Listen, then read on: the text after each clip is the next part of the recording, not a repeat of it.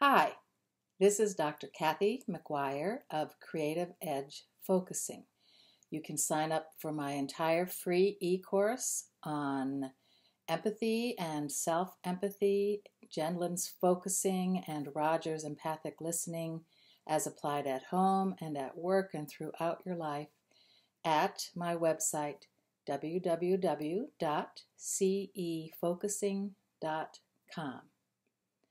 Today we are going to apply Gendlin's focusing technique to a problem of overcoming apathy and creating buy-in from the bottom up in organizations. And I call them creative edge organizations because hopefully everybody in the organization is being inspired to work from their own creative edge. And this is powerful motivation and buy-in. So we're going to do an exercise. You can do it by yourself or you can do it at some point in a problem-solving group. It takes about 20 minutes, and if you're in a group, maybe another 20 minutes for a kind of a brainstorming process afterwards. And I'm going to invite you to close your eyes and go quietly inside and set aside all of your usual thinking about whatever problem of apathy you're having, or problem of buy-in you're having in your organization. Set aside what you already know, and you're going to try to get the bodily feel or the intuitive felt sense of that whole problem. And it's going to be coming in the center of your body, not up in your brain problem solving, but more like your whole body wisdom of the situation. And that comes initially without words, just as a vague feel for the whole thing. And then using Gendlin's focusing, you'll go back and forth looking for words or images or a drawing of what has come to you intuitively. And basically you're going to be naming the area you want to work on where there's some kind of apathy, getting in touch with who exactly it is that you want to motivate, and then you're going to look for the one small thing, a step so small or just the right amount of effort that will allow people to get engaged without turning them off or overwhelming them, but will be exciting, will be a small step that lets them start to have buy-in on the project you're looking at. So I'm going to invite you to have a pencil and paper handy so that you can write down ideas, or if you try this in a group, everybody can mind map or write down ideas as they go along. And once you have your piece of paper and pencil, I invite you to close your eyes and go quietly inside and just get comfortable in your chair. So we're going to start Gendlin's focusing now. Closing your eyes, letting your focus, letting your attention drift inward, letting go of your thinking, and being willing to find the intuitive feel. So initially just closing your eyes, just let yourself notice your breathing going in and out.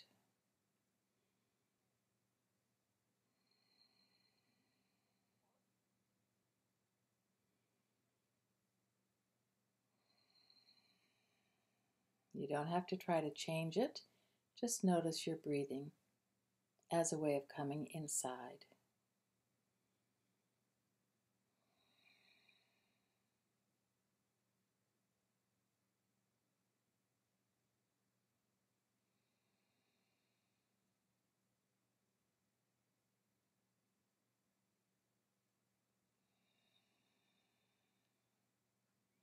And now take a moment to choose that area of interest or where you know there's a problem about apathy or need for buy-in.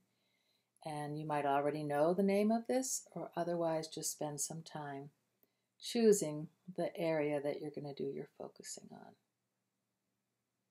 The place, the problem that needs attention in relation to buy-in.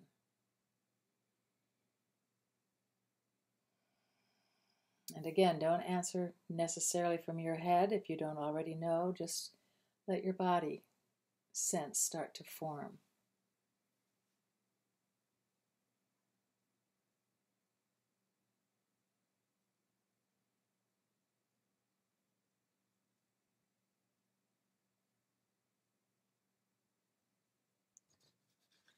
So ask yourself, where is the apathy that I am concerned about? Who is it that I want to engage in this project? And just sit quietly, bringing the whole concern into the center of your attention, setting aside your already known problem solving and letting the intuitive feel for the whole thing arise.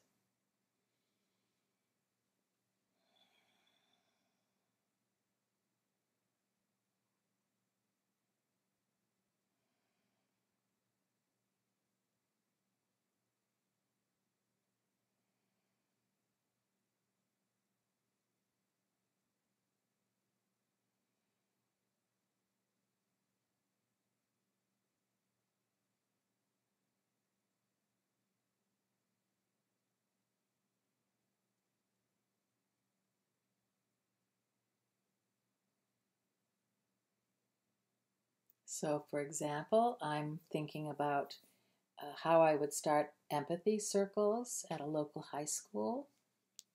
Who would I be most likely to try to engage? And what would be a first step that would be small enough, take a small enough commitment that I could get people interested and beginning to have some buy-in? That's my example. You'll have your own.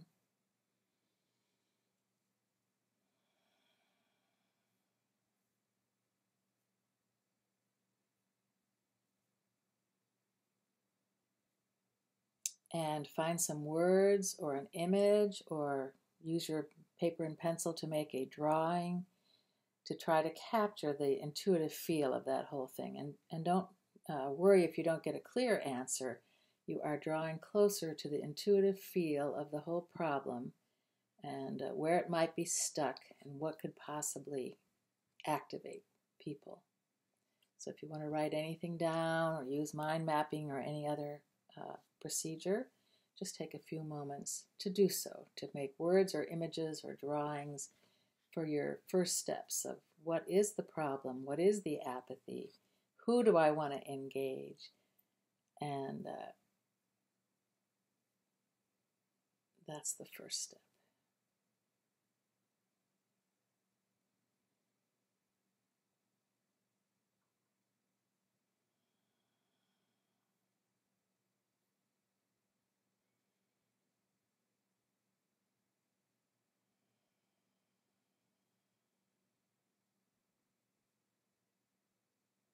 And you can write that down in some way if you like.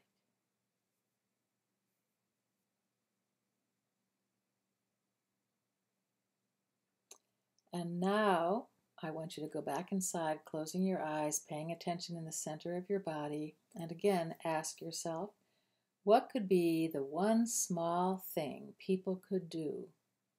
One small thing this audience would be happy to do, which could be a first step toward full engagement. Give yourself some time. What could be one small thing?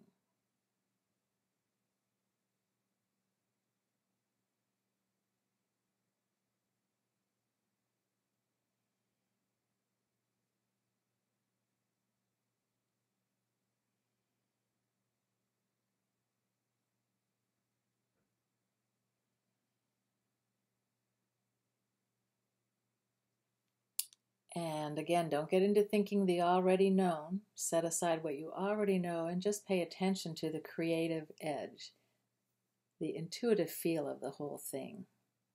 That is more than you are already thinking. Just notice the unclear feeling that comes up, and then take time to find some words or an image that capture that intuitive feel.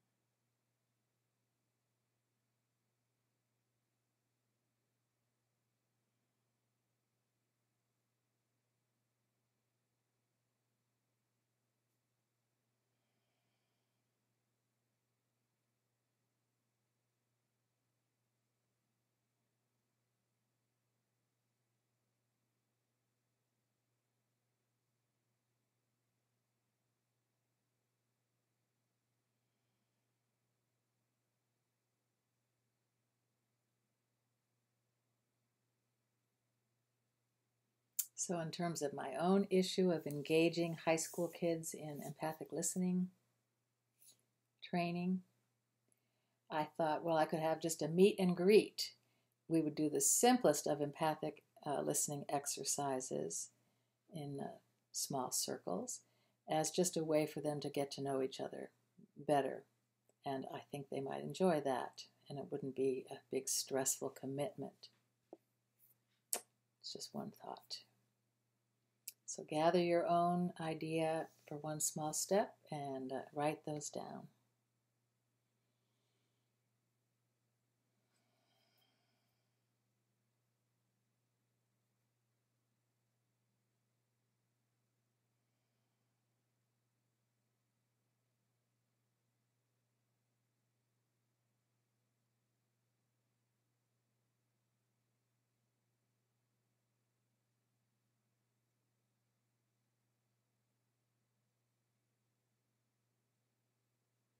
And if you're working by yourself at this point, you can just go back and forth, do a little bit of brainstorming with yourself, trying out an idea in your mind, sensing how the people might react to it, imagining how it might work, and going back and forth between trying out various possibilities and checking with your intuitive bodily feel.